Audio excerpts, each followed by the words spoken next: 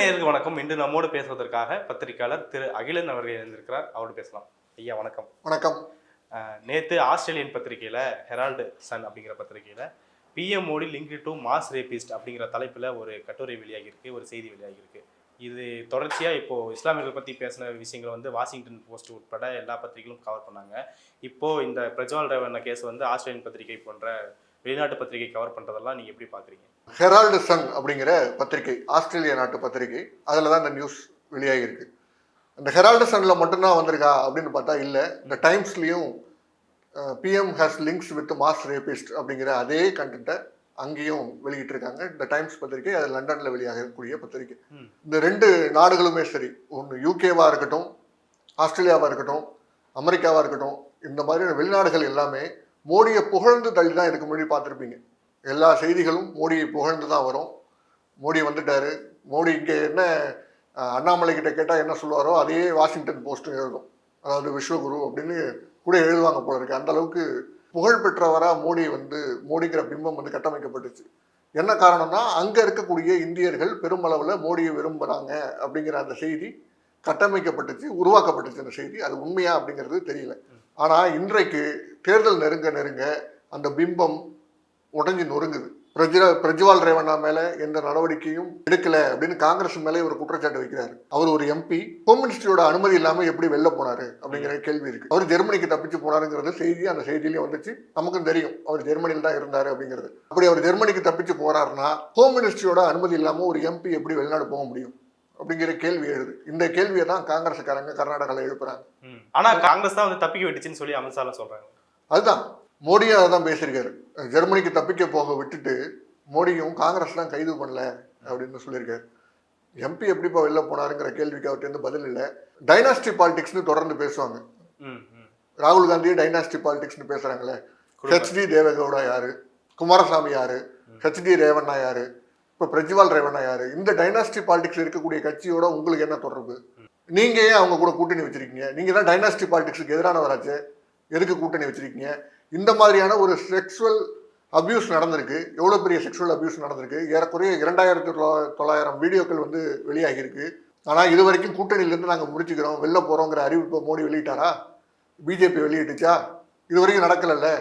அப்புறம் எந்த தார்மீக அடிப்படையில் காங்கிரஸ் மீது நீங்கள் குற்றச்சாட்டு வைக்கிறீங்க? இன்னமும் கூட்டணி தேவை, அவங்களோட ஓட்டுகள் தேவை, அந்த கம்யூனிட்டியோட ஓட்டுகள் தேவை கர்நாடகாவில் அப்படின்னு நீங்கள் நினைக்கிற போது அந்த கட்சியோட பலம் தான் நம்மளை பலப்படுத்தும். கர்நாடகாவில் நம்மளுக்கு எதுவும் ஓட்டு இல்லை அப்படிங்கிற எண்ணத்துக்கு மோடி வந்துட்டார். ஏன்னா அந்த அளவுக்கு காங்கிரஸ் கர்நாடகாவில் ஒர்க் பண்ணிடுச்சு. அப்போது பயத்தில் அவரால் கூட்டணி விட்டு வெளில போக முடியல, குற்றச்சாட்டையும் ஏற்றுக்க முடியல. அதனால் காங்கிரஸ் மேலே திருப்புற மாதிரி தான் நம்ம பார்க்குறோம். இப்போது அது இந்த செய்திக்கு வருவோம். இப்போ ஆஸ்திரேலியா லண்டன் முதற்கொண்டு சந்தி சிரிக்குது மோடியோட பிம்பம். விஸ்வகுருன்னு இங்கே வேணா உருட்டிக்கிட்டு இருக்கலாம். வெளிநாட்டில் அது வேலைக்கு ஆகலை. கொஞ்சம் கொஞ்சமாக களம் மாறுறத வெளிநாட்டு பத்திரிகைகள் புரிஞ்சுக்கிச்சுன்னு நினைக்கிறேன். அடுத்து இப்போ இந்த பத்திரிகையோட செய்தி துருவ் ராத்தை ஷேர் பண்ணியிருந்தாரு. இப்போ ரீசெண்ட் டைம்ஸில் துருவ் ராத்தோட வீடியோ மிகப்பெரிய தாக்கத்தை ஏற்படுதுன்னு சொல்லலாம். ஒரு வைரல் மெட்டீரியலாக மாறிட்டு இருக்கு. நம்ம தமிழ்நாடு உட்பட வட இந்தியா முழுக்க அவருடைய வியூஸ், அவருடைய இதெல்லாம் பார்த்துட்டு இருக்க முடியுது. அப்படி இருக்கும்போது இப்போ பொதுவாக பார்க்க வேண்டியது என்னன்னா, வட இந்திய ஊடகங்களோட ஒரு போதாமை தான் துருவ் ராத்தி மாதிரியான வீடியோக்கள் வைரலாக வரதை நம்மளால் புரிஞ்சிக்க முடியுமா? கண்டிப்பாக. ஏன்னா இப்போ வட இந்திய ஊடகங்கள் எல்லாமே மோடி மடியில் உட்காந்துருக்கக்கூடிய ஊடகங்களாக இருக்குது. மோடி என்ன சொல்கிறாரோ, பிஜேபி என்ன சொல்லுதோ அதையே அவங்களோட ப்ரெஸ் ரிலீஸை மட்டும் வெளியிடக்கூடிய ஒரு பத்திரிகைகளாக தான், மீடியாக்களாக தான் வட இந்திய ஊடகங்கள் இருக்குது. காங்கிரஸ் ஒரு ஆடு வந்தது. ஆமாம், அர்ணப் கோஸ்வாமி மாதிரியான ஒரு மாடல் மடியில், மோடி மடியிலையும் அமித்ஷா மடியிலையும் உட்காந்துருக்க மாதிரியான ஒரு ஆடு பார்த்துருப்பீங்கல்ல. அது ரொம்ப வைரலாக மாறிடுச்சு. என்ன காரணம்னா அந்த ஊடகங்கள் மோடிக்கு ஆதரவாக தான் இந்த ஊடகங்கள் செயல்படுது அப்படிங்கிறத அந்த வட இந்திய மக்கள் புரிஞ்சுக்கிறதுக்கு இவ்வளோ நாளாக இருக்கு. ஊடகங்கள் உண்மையை சொல்றது இல்லை. இது ஏதோ ஒரு பிம்பத்தை திரும்ப திரும்ப கட்டமைச்சுக்கிட்டே இருக்கு. மோடியை பெரிய ஆளாக காட்டிக்கிட்டே இருக்கு. அவர் என்ன தப்பு செஞ்சாலும் எதையும் பேசுறது கிடையாது, இந்த ஊடகங்கள் பேச மாட்டேங்குது அப்படிங்கிற எண்ணத்துக்கு மக்கள் வந்துட்டாங்க. அதுக்கு முக்கியமான வேலைகளை பார்த்தது சோசியல் மீடியாக்கள்.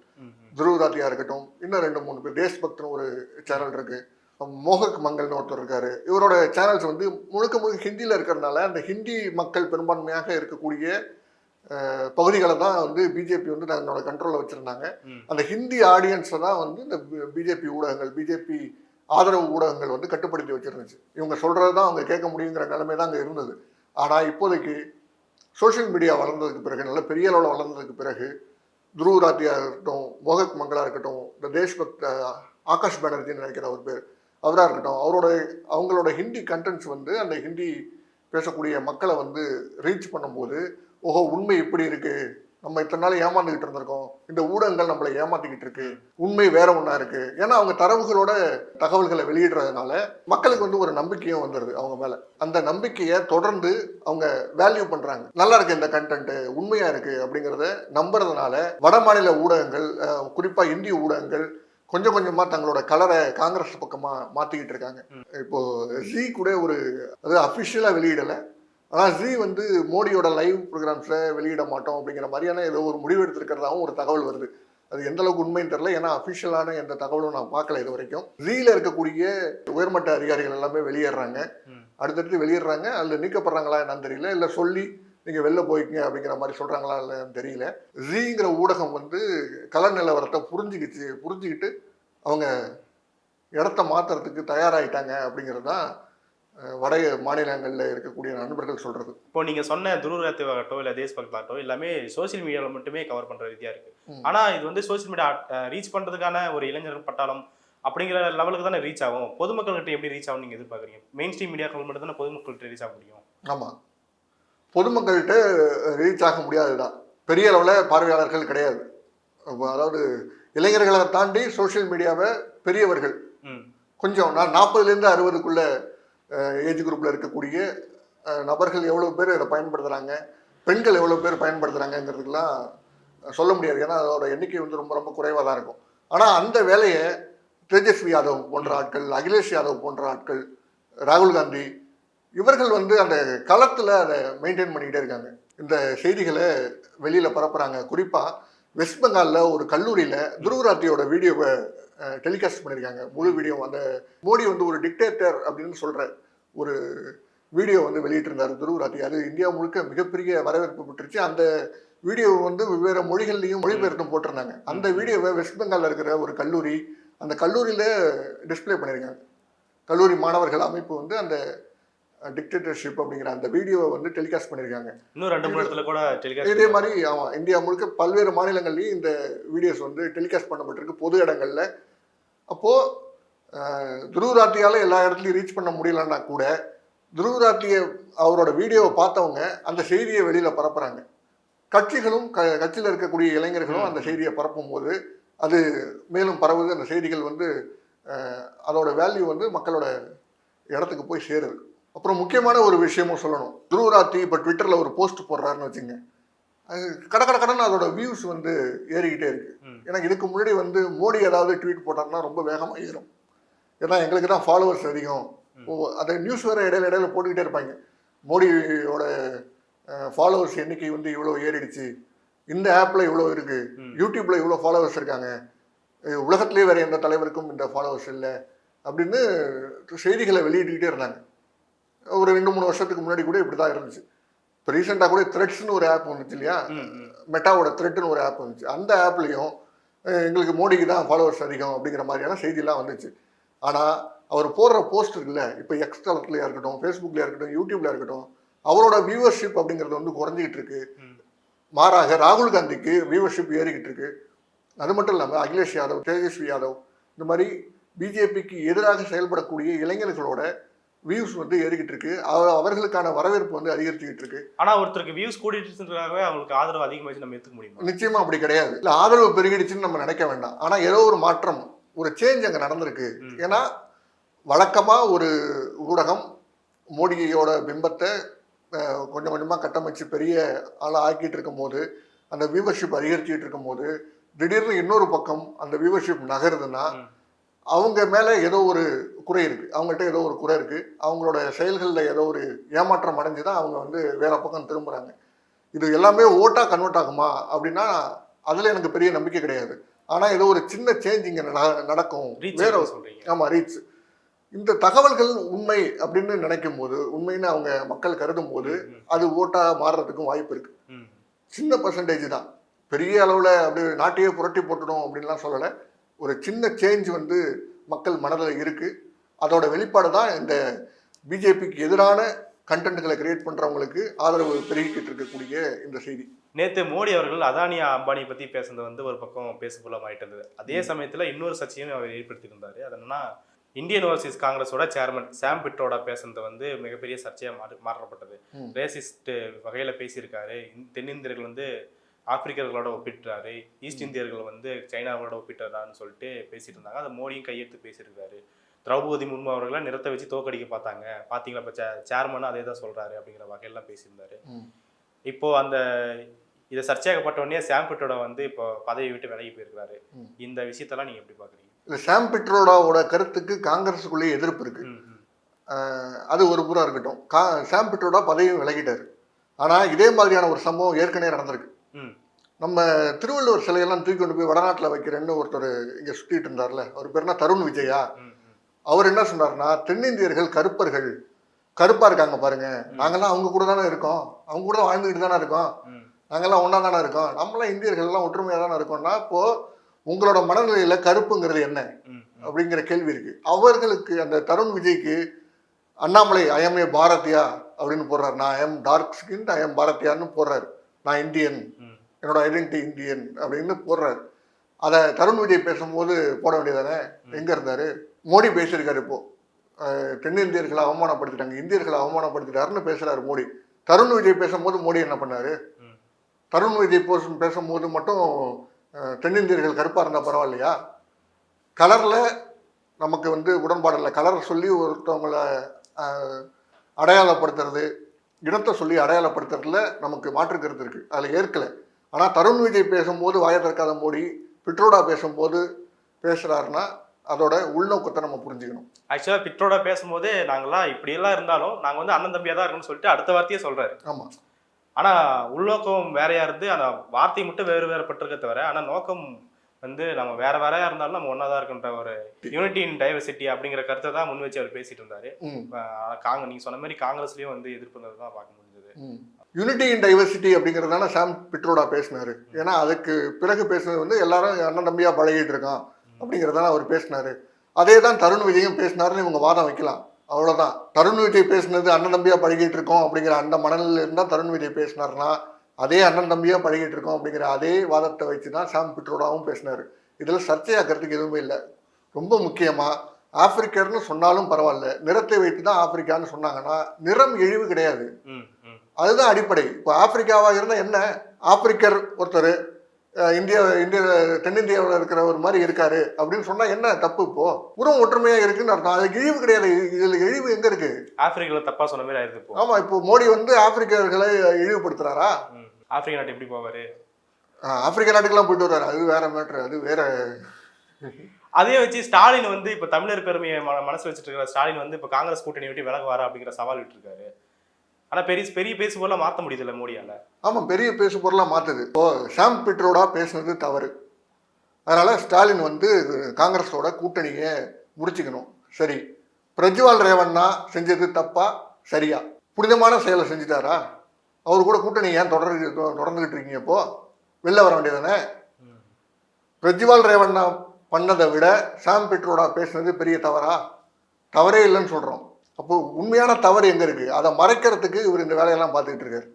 அடுத்து இன்னைக்கு வந்திருக்கிற இந்து பத்திரிகையில வந்து மண்டல் சர்ஃபேஸ், அதாவது மண்டல் கமிஷன் பரிந்துரையால ஓபிசி ரிசர்வேஷன் கிடைக்குது, அதன் மூலமா பயனடைஞ்ச மக்கள், அந்த பகுதி மக்களை வந்து குறிப்பிட்டு அந்த பகுதிகளில் இனிமே தேர்தல் நடக்க போகுது, அந்தந்த பகுதிகளில் எந்தெந்த மாதிரியான விஷயங்கள்லாம் இருக்குன்னு சொல்லிட்டு இந்து வந்து ஒரு ஆய்வு பண்ணி கட்டுரை எழுதியிருக்காங்க. அதை பற்றி உங்க கருத்து என்ன சொல்லியிருக்காங்க அந்த கட்டுரையில்? ஆமா, அந்த கட்டுரை வந்து ரொம்ப முக்கியமான கட்டுரை. அதை வந்து ஒரு 7 பாகங்களா அவங்க பிரிச்சிருக்காங்க. மண்டல் பெல்ட்டில் அந்த இப்போ வரக்கூடிய ஃபேஸ் 4 எலெக்ஷன்ஸ் நடக்க போகுது ஊபியில் குறிப்பாக. இந்த ஃபேஸ் 4 எலெக்ஷன் நடக்கக்கூடிய இந்த மண்டல் பெல்ட், அதாவது ஓபிசி மக்கள் அதிகமாக இருக்கக்கூடிய பகுதி, மண்டல் கமிஷன் ரிப்போர்ட் அடிப்படையில் அதிகமாக பலன் பெற்ற ஒரு மக்கள் வாழக்கூடிய ஒரு பகுதினா இந்த ஃபேஸ் 4 நடக்கக்கூடிய இந்த பகுதி தான். ஊபியில் மட்டும் குறிப்பாக சொல்கிறது. இந்த பகுதியில் பிஜேபியோட நிலைமை எப்படி இருக்குது அப்படிங்கிறது தான் அந்த கட்டுரையோட நோக்கம். அங்கே இருக்கக்கூடிய இந்த ஃபேஸ் 3 இது வரைக்கும் முடிஞ்சிருக்கு இல்லையா? ஃபேஸ் 3ல யூபியில் என்ன நிலவரம் அப்படின்னு பார்க்கும்போது அங்கே இருக்கக்கூடிய பிஜேபி பூத் ஏஜென்ட்ஸே என்ன சொல்கிறாங்கன்னா, அது ஹிந்துல இருக்கு, நான் சொல்லலை, ஹிந்துல எழுதியிருக்கிறதா சொல்கிறேன். பிஜேபி பூத் ஏஜென்சி என்ன சொல்கிறாங்கன்னா, முன்னாடி மாதிரி பிஜேபிக்கு ஆதரவான ஓட்டுகள் வந்து வரல, மதியம் 3 மணி தாண்டினதுக்கு பிறகு கூட ஓட்டர்ஸ் வரமாட்டாங்க, பிஜேபிக்கு முன்னாடி வாக்களித்த ஓட்டர்ஸ் இந்த முறை வந்து வரமாட்டாங்க, ஓகே, நம்ம போய் கூப்பிட்டு வர வேண்டியதாக இருக்குது, அவங்களுக்கும் பெரிய விருப்பம் இல்லை பிஜேபி தலைமையின் மேலே அப்படின்னு அவங்களே சொல்கிறாங்க. பிஜேபி பூத் ஏஜென்சியே சொல்கிற நிலைமை தான் ஃபேஸ் 3 எலெக்ஷன் யூபியில் இருக்குது. ரெண்டாவது, கம்யூனலாக 2 குரூப்பாக பிரித்து ஓட்டு கேட்குறாங்க. அதை ஹிந்து முஸ்லீம் டிவைடை வந்து பிஜேபி ஆதரிக்குது. அதனால் பிஜேபிக்கு எதிராக இருக்கக்கூடிய அந்த செக்யூலர் மனநிலையில் இருக்கக்கூடிய மக்கள், இந்து முஸ்லீம்லாம் எல்லாம் ஒன்று, நம்ம அண்ணன் தம்பி தான் நம்ம பழகிட்டு இருக்கோம் அப்படின்னு நினைக்கக்கூடிய மக்கள் எஸ்பிக்கும் காங்கிரஸுக்கும் ஆதரவளிக்கிறாங்க. ஆனால் பிஜேபிக்குள்ளேயே சப்போர்ட்டர்ஸ் இருப்பாங்கல்ல, இந்த ஹிந்து முஸ்லீம் டிவைடை ஆதரிக்கக்கூடிய பிஜேபி சப்போர்ட்டர்ஸ் இருக்காங்கல்ல, அவங்களுக்குள்ளே என்ன மனநிலையில் இருக்காங்கன்னா, பிஜேபி சும்மா ஓட்டுக்காக தான் இந்த இந்து முஸ்லீம் டிவைடு அப்படிங்கிற முஸ்லீமுக்கு எதிராக பேசிக்கிட்டு இருக்கு, ஆனால் அவங்களுக்கு எல்லாத்தையும் செஞ்சுக்கிட்டு தான் இருக்காங்க. முஸ்லீமுக்கு அவங்களுக்கு வீடு கட்டி கொடுக்குறாங்க, பெனிஃபிட்ஸ்லாம் கொடுத்துக்கிட்டு தான் இருக்காங்க, அவங்களோட பாப்புலேஷனை குறைக்கிறதுக்கு எதுவுமே செய்ய மாட்டேங்குது பிஜேபி. இப்படிங்கிற மனநிலையில் பிஜேபி சப்போர்ட்டர்ஸ் இருக்காங்களா அப்படிங்கிறத அந்த செய்தி குறிப்பிடுது. இது ஆச்சரியமா இருக்கு. பிஜேபி சப்போர்ட்டர்ஸ்குள்ளேயே ஓட்டுக்காக தான் இந்த ஹிந்து முஸ்லீம் டிவைடா பேசுறாங்க, களத்தில் அப்படி இல்லை, கன்சால்டேட் பண்றது தான் இவங்களோட நோக்கம், ஹிந்து அப்படிங்கிற ஓட்ஸை கன்சால்டேட் பண்றது தான் பிஜேபியோட நோக்கமா இருக்கே தவிர களத்தில் வேற மாதிரி இருக்கு அப்படின்னு அவங்க சொல்றாங்க. அடுத்து மூணாவது, ரிசர்வேஷன் மேல ஒரு பயம் இருக்கு. பிஜேபி திரும்ப வந்துச்சுன்னா ரிசர்வேஷனை காலி பண்றதுக்கான வாய்ப்புகள் இருக்கு. ஏன்னா எல்லாத்தையும் ப்ரைவேட்டைஸ் பண்ணிக்கிட்டே இருக்காங்க. ப்ரைவேட்டைசேஷன் நடந்துக்கிட்டே இருக்கும்போது அங்கே ரிசர்வேஷன் கிடையாது. காங்கிரஸ் என்ன சொல்கிறாங்கன்னா, ப்ரைவேட் செக்டார்லேயும் நாங்கள் ரிசர்வேஷன் தரோம்னு சொல்கிறாங்க. இது ரொம்ப முக்கியமாக பார்க்க வேண்டியது. அதுவும் ஓபிசி மக்கள் அதிகமாக இருக்கக்கூடிய அந்த பகுதி, குறிப்பாக மண்டல் கமிஷன் ரிப்போர்ட்டின் அடிப்படையில் இருக்க பெரிய வளர்ச்சி அடைந்த ஒரு பகுதி வந்து ரிசர்வேஷன் எவ்வளோ முக்கியங்கிறத உணர்ந்திருக்கும். அந்த பெல்ட்டில் போயிட்டு ப்ரைவேட்டைசேஷன் பண்ணிக்கிட்டு இருக்கிறதுக்கு ஆதரவாக அந்த வலதுசாரிகள் பேசும்போது, இது நம்மளோட வேலைவாய்ப்பு பறிக்கும், நம்மளோட கல்வி உரிமையை பறிக்கும், நமக்கு ரிசர்வேஷன் கிடைக்காம போகும் அப்படிங்கிற புரிதல் அந்த மக்களுக்கு வந்திருக்கு. அந்த புரிதலை இந்த தலைவர்கள் அங்கே ஏற்படுத்தியிருக்காங்க. சமாஜ்வாதி கட்சியாக இருக்கட்டும், காங்கிரஸாக இருக்கட்டும், அந்த புரிதலை அந்த மக்களுக்கு ஏற்படுத்திருச்சு. அதனால் பிஜேபி வந்து ரிசர்வேஷனை காலி பண்ணிடும் அப்படிங்கிற கட்டத்துக்கு அவங்க, அப்படிங்கிற எண்ணத்துக்கு அந்த மக்கள் வந்துட்டாங்க. அதே சேம் டைம் இப்போ ஓபிசி எஸ்சி எஸ்டி மக்களோட ரிசர்வேஷன் பிடிங்கி இஸ்லாமியர்கள் கொடுத்துருவாங்க அப்படின்னு மோடி பேசுறது வந்து அங்கே எதிரொலிச்சிருக்குதா? இல்லை, அப்படி எதுவும் இல்லை, இந்த ஆர்டிக்கலில் இல்லை. ஆனால் ஓபிசி எஸ்சி எஸ்டியோட ரிசர்வேஷனை பிடிங்கி அங்கெல்லாம் கொடுக்க முடியாது, அதுக்கு சட்டத்தில் இடம் இல்லை. எஸ்சி எஸ்டிங்கிறது வந்து கான்ஸ்டியூஷன்லேயே இருக்கிறதுனால அவங்களோட ரிசர்வேஷனை குறைக்க முடியாது, ஒன்று. ரெண்டாவது, ஓபிசி ரிசர்வேஷனில் முஸ்லீம்ஸுக்குன்னு தனியாகவே இருக்குது. இப்போ குஜராத்தில் வந்து இப்போ மோடி ஆட்சி செய்கிற குஜராத்தில் எஸ்சிபிசின்னு ஒரு கேட்டகரி இருக்குது, socially and economically backward classes அப்படிங்கிறதுல முஸ்லீம் கம்யூனிட்டியும் அதில் இருக்குது. ஓகே. இது 1985 இந்த கேட்டகரியை வந்து 10% 28% உயர்த்திட்டாங்க. அப்போலேருந்தே முஸ்லீம்ஸ் வந்து அந்த எஸ்சிபிசிங்கிற கேட்டகரியில் ரிசர்வேஷன் அனுபவிச்சுக்கிட்டு தான் இருக்காங்க. பிஜேபி வந்து 1995 ஆட்சிக்கு வருது குஜராத்தில். அன்னையிலேருந்து இன்னைய வரைக்கும் குஜராத்தில் பிஜேபியோட ஆட்சி தான். 2001 2014 வரைக்கும் மோடி தான் ஆட்சி செய்தார். ஆனால் அவரால் கூட இந்த ஓபிசியிலேருந்து, அந்த எஸ்சிபிசிங்கிற அந்த கேட்டகரியிலேருந்து முஸ்லீம்ஸுக்கு போகிற இடஒதுக்கீட்டை நிறுத்த முடியல. அவராலேயே முடியல அப்படிங்கும்போது காங்கிரஸாலேயே அது முடியாது. இப்போ முஸ்லீம்ஸோட ரிசர்வேஷனை எடுக்க முடியல மோடியாலன்னா, ரிசர்வேஷனை ஓபிசிக்குள்ளே கொண்டு வந்து முஸ்லீமோட ரிசர்வேஷனை கொடுக்கவும் முடியாதுல்ல. ஸோ அது அப்படி ஒரு மாற்றம் நடக்காது. ஆக்சுவலாக அவ்வளோ பர்சன்டேஜ் தொகை கொடுக்குறது அங்கே மக்கள் தொகையும் அவ்வளோ கிடையாது. மக்கள் தொகையும் கிடையாது. அடுத்து இந்த ரிசர்வேஷன் விஷயத்தில் அடுத்த கட்டம் அப்படின்னு பார்த்தீங்கன்னா, பகுஜன் சமாஜ் கட்சி, மாயாவதி தலைமையிலான கட்சியிலிருந்து அவர்களோட ஆதரவாளர்கள் ரிசர்வேஷனுக்கு ஆபத்துங்கிறத புரிஞ்சுக்கிட்டு அவங்களும் சமாஜ்வாதி கட்சிக்கு எது ஜெயிக்குமோ, எது வலுவான கட்சியாக இருக்கோ அந்த கட்சிக்கு நம்ம ஓட்டு போடலாம் அப்படிங்கிற மனநிலைக்கு வந்திருக்கிறதாவும் அந்த செய்தி சொல்லுது. அப்போ சமாஜ்வாதி கட்சி, காங்கிரஸ் கட்சி ப்ரைவேடைசேஷன்லையும் ரிசர்வேஷன் கொடுக்குறோங்கிற அந்த வாக்குறுதி, இது எல்லாமே பகுஜன் சமாஜ் கட்சியில் இருக்கக்கூடிய தொண்டர்களை அல்லது அவங்க அந்த ஓட் பேங்கை வந்து சமாஜ்வாதி கட்சிக்கு மாற்றுறதுக்கான வாய்ப்பு வந்து அந்த வாக்குறுதிகள் ஏற்படுத்தி கொடுத்துருக்கு அப்படிங்கிறதையும் சொல்லுது. ரொம்ப முக்கியமான விஷயம் அடுத்தது, லோக்கல் இஷ்யூஸ். இப்போ எங்கள் ஊரில் தண்ணி இல்லை, எங்களுக்கு வீடு இல்லை, எங்களுக்கு ரோடு இல்லை அப்படிங்கிற அந்த இஷ்யூவை வந்து உத்தரப்பிரதேச மக்கள் பேச ஆரம்பிச்சிருக்காங்க. இதுக்கு முன்னாடி யோகிங்கிற பிம்பம், மோடிங்கிற பிம்பம், இப்போ பெரிய ஆளுப்பா இவர் உலகத்துலேயே ஒரு மாதிரி தலைவர் இல்லை அப்படிங்கிற மாதிரி பேசிக்கிட்டு இருந்து அவங்களுக்கு அந்த பிம்பத்துக்காக ஓட்டு போட்ட மக்கள் இப்போ குரல் கொடுக்க லோக்கல் இஷ்யூஸை கேட்கறதுக்கு மக்களும் குரல் கொடுக்க ஆரம்பிச்சிட்டாங்க. அப்போ ராம் மந்திரம் தான் எடுபடலையா? ஏன் எடுபடலை? நீங்கள் கோயில் கட்டிட்டீங்கப்பா, நாங்கள் போய் கும்பிட்டுக்கிறோம், நாங்கள் எதுக்கு ஓட்டு போடணும்னு தான் கேட்குறாங்களா மக்கள். ஓகே, அது ஒரு பெரிய, அதாவது பிஜேபி ஆதரவாளர்களுக்கு தான், பிஜேபி வந்து தொண்டர்களாக இருக்காங்கல்ல, கட்சியில் இருக்கிறவங்களுக்கு அது ஒரு பெரிய விஷயமா தெரியுது இந்த ராமர் கோயில் அப்படிங்கிறது. பிஜேபிக்கு ஓட்டளித்த மக்கள் போன எலெக்ஷனில் வாக்களித்த மக்களுக்கு அது ஒரு பெரிய விஷயம் கிடையாது. அவன் கோயில் கட்டிருக்காங்க, அதுக்கு என்ன இப்போ சரி, எங்கள் இஷ்யூ என்னாச்சு, எங்களுக்கு தண்ணி என்னாச்சு, எங்களுக்கு கரண்ட் வரல என்னாச்சு அப்படிங்கிற அந்த மனநிலையில் தான் இருக்காங்க. இன்னொரு முக்கியமான விஷயம் இதில் சொல்லணும், வாரணாசி தொகுதியில், அதாவது மோடி போட்டி போடுற வாரணாசி தொகுதியில் மோடி வந்து சில கிராமங்களை தத்தெடுத்து வச்சிருக்காரு. ஒரு 7-8 கிராமம். அந்த 7-8 கிராமங்கள்லையும் தண்ணி இல்லையா, வீடு கட்டி தரேன்னு சொல்லிட்டு வீடு கட்டி கொடுக்கலையா, இந்த மாதிரி இஷ்யூஸ் வந்து, அதாவது அவங்க என்ன சொல்கிறாங்க, அந்த மக்கள் ஃபோட்டோ எடுத்துகிட்டு போயிட்டாங்க, ஒரே ஒரு கட்டடத்தை கட்டி அந்த பெயிண்ட்லாம் அடித்து டேப்பு வச்சு டேப்பில் தண்ணி வர வச்சு ஃபோட்டோலாம் எடுத்துகிட்டு போயிட்டாங்க, அவ்வளோதான் நடந்துச்சே தவிர எங்களுக்கு வீடு வந்து சேரலையப்பா அப்படின்னு தான் அவங்களோட கோரிக்கை இருக்குது. அப்போது லோக்கல் இஷ்யூஸை மக்கள் கேள்வி கேட்க ஆரம்பித்ததுக்கப்புறம் திரும்பவும் பிஜேபியோட ஓட் ஷேர் வந்து கொஞ்சம் கொஞ்சமாக குறையிறத பார்க்க முடியுது. அடுத்து வந்து மோடி வந்து ஊழலற்ற ஒரு மனிதர், ஊழலை ஒழிக்கிறதுக்காக தான் பிறந்து வந்திருக்கக்கூடிய ஒரு அவதாரம், இப்படிலாம் பேசிக்கிட்டு இருந்தாங்க. இதை அந்த மக்கள் நம்பிக்கிட்டு இருந்தாங்க. ஆனால் களத்தில் ஒவ்வொரு விஷயத்துக்கும் காசு கொடுக்க வேண்டியதாக இருக்குது. இப்போ இந்த வீடு விஷயமா இருந்தால் கூட ஒரு நபருக்கு வந்து ஒரு 4-5 முறை வீடு அலோகேட் ஆகி திரும்ப இல்லைப்பா வீடு இல்லைப்பா அப்படின்னு சொல்லியிருக்காங்க. என்ன காரணம்னா அவர் லஞ்சம் கொடுக்கல. ஓகே, அப்போ ஊழலுங்கிறது வந்து உள்ளே இருக்கு. ஆனால் வெளில மட்டும் கட்டமைப்பு வந்து ஊழலை ஒழிச்சிட்டேன் அப்படிங்கிற மாதிரியான ஒரு கட்டமைப்பில் ஊப்பியை கட்டமைக்க பார்த்தாங்க. மோடியோட ஆட்சியே வந்து அப்படி தான் கட்டமைக்க பார்த்தாங்க. அது மட்டும் இல்லாமல் படித்த இளைஞர்கள்கிட்ட எலக்டோரல் பாண்டு சம்பந்தமான விஷயங்கள் போய் சேர்ந்துருக்கு. ஓகே, எலக்டோரல் பாண்டில் இத்தனை நிறுவனங்களை மிரட்டி அமௌண்ட் வாங்கியிருக்காங்க, பெரிய தொகையை வாங்கியிருக்காங்க பிஜேபி அப்படிங்கிறது வந்து ஒரு தாக்கத்தை ஏற்படுத்திருக்கு. அதுக்கு இந்த சோஷியல் மீடியாவை பாராட்டுக்காங்க. சோஷியல் மீடியாவில் இருக்கக்கூடிய இன்ஃப்ளூயன்சஸ், துருவராத்தியாக இருக்கட்டும், இல்லை தேஷ்பக்தா இருக்கட்டும், இன்னும் 2-3 சேனல்கள் இருக்குது. இவங்க எல்லாருமே நேர்மையாக அந்த எலக்ட்ரல் பாண்டில் என்ன நடந்துச்சு அப்படிங்கிறத சொல்லிட்டாங்க. அதனால் அந்த இளைஞர்கள் வந்து புரிஞ்சுக்கிட்டு ஊழலுக்கு எதிரான கட்சி இல்லை பிஜேபி, மோடி ஊழலுக்கு எதிரானவர் இல்லை, அந்த கட்சியும் ஊழல் செய்யுது, மறைமுகமாக மோடியும் ஊழலை ஆதரிக்கிறாரு அப்படிங்கிற அந்த இடத்துக்கு நகர்ந்திருக்காங்க அந்த மக்கள். ஓகே, இது வந்து ஒரு முக்கியமான விஷயமா பார்க்கப்படுது. ஏன்னா காங்கிரஸை எந்த காரணத்துக்காக நீங்கள் ஊழல் கட்சி, எந்த காரணத்துக்காக நீங்கள் 2014 தோக்கடிச்சிங்களோ அதே வேலையை பிஜேபி செய்யுதுன்னா, அதை விட மோசமாக செய்யுதுன்னா, இப்போ ஆட்டோமேட்டிக்காக காங்கிரஸ் பக்கம் திரும்புவாங்கல்ல. வேற ஆப்ஷன் கிடையாது அவங்களுக்கு. காங்கிரஸ் ஒரு இந்திய அளவில் வளர்ந்த கட்சின்னா, இன்னொன்று பிஜேபி தப்பு செய்யுது, திரும்ப அந்த பக்கம் தான் அவங்க நகரத்துக்கு வாய்ப்பு இருக்குது அப்படிங்கிறது தான் கலைச்சூழலாக இருக்குது. அப்போ இந்த கட்டுரை ஒட்டுமொத்தமாக பார்க்கும்போது பல்வேறு காரணிகள் வந்து மோடிக்கு எதிராக திரும்பி இருக்கிறத பதிவு பண்ணியிருக்காங்க. ஆமாம், குறிப்பாக அந்த மண்டல் பெல்ட்டில் வந்து என்னென்ன விஷயங்கள் தாக்கம் செலுத்திருக்குன்னு தான் சொல்கிறாங்க.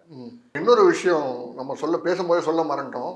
வட இந்தியாவில் மோடிக்கு ஆதரவளித்த இளைஞர்கள், அதாவது 2014 18 வயசு ஃப்ரெஷ்ஷாக உள்ளே வந்திருப்பாங்க ஓட்டு போடுறதுக்கு, அந்த இளைஞர்கள் 2019 ஓட்டு அளித்த, அதாவது அந்த 18 வயசுலேருந்து 25 வயசு 24 வயசு அந்த ரேஞ்சில் இருந்திருப்பாங்க.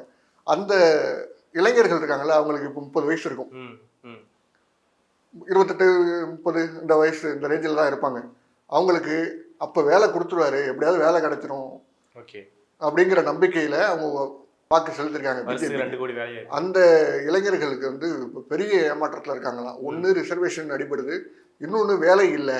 18 வயசுல உங்களை ஆதரிச்சேன், 24 வயசுல உங்களை ஆதரிச்சேன், 30 வயசுலயும் உங்களை எப்படி நான் ஆதரிக்கிறது, எனக்கு இன்னைய வரலையும் வேலை இல்லையே, நான் படித்ததுக்கு வேலை இல்லை, நான் MBA படிச்சிருக்கேன், இப்போ வந்து விவசாயம் பண்ணிக்கிட்டு இருக்கேன், நான் படித்தது அப்புறம் எதுக்கு, நான் ஆரம்பத்துலேருந்து விவசாயமே, என்னோட ஃபேமிலி வந்து விவசாயம் தான் பண்ணிக்கிட்டு இருக்காங்க, விவசாயமே நான் பண்ணிட்டு போயிடுவேன், விவசாய தொழிலாளியாகவே நான் இருந்துருவேனே, நான் எதுக்கு MBA படிக்கணும், நீங்கள் வேலை வாய்ப்பை ஏற்படுத்தி கொடுக்கலையே அப்படிங்கிற கேள்வி இளைஞர்கள் மத்தியில் எழுந்திருக்கு. இது வந்து ரொம்ப முக்கியமாக ராகுல் காந்திக்கு ஒரு பெரிய அட்வான்டேஜை கொடுக்குது. ஏன்னா ராகுல் காந்தி தொடர்ந்து இளைஞர்களுக்கு வேலை வாய்ப்பு, ரிசர்வேஷன் பாதுகாக்கப்படும் அப்படிங்கிற உறுதி, காஸ்ட் சென்சஸ் எடுக்கிறேன் அப்படிங்கிற அந்த உறுதி, இது எல்லாமே வந்து அந்த இளைஞர்கள் மத்தியில் ஒரு நம்பிக்கையை ஏற்படுத்தியிருக்கு. இதுதான் ஒட்டுமொத்தமாக வட இந்தியாவில் இருக்கக்கூடிய நிலை. ஓகே, நிறைய விஷயங்களை பறந்துட்டீங்க. நன்றி. நன்றி.